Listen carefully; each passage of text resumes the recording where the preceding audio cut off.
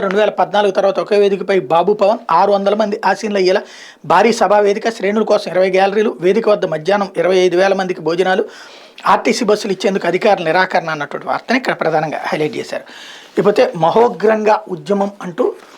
పత్తికొండలో MLA ఇంటి ముట్టడికి అంగన్వాడీల యత్నం, అడ్డుకున్న పోలీసులు వాగ్వాదం, ప్రభుత్వ దృష్టికి తీసుకెళ్తానని శ్రీదేవి హామీ,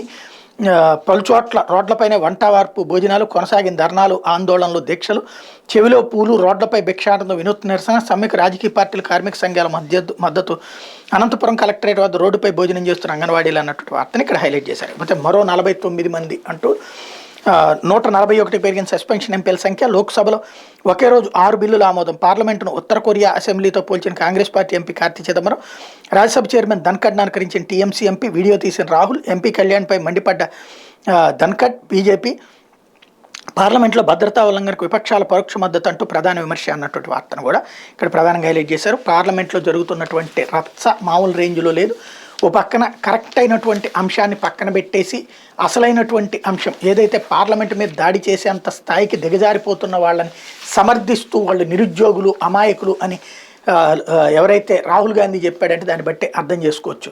లేకపోతే అబద్ధాల బాట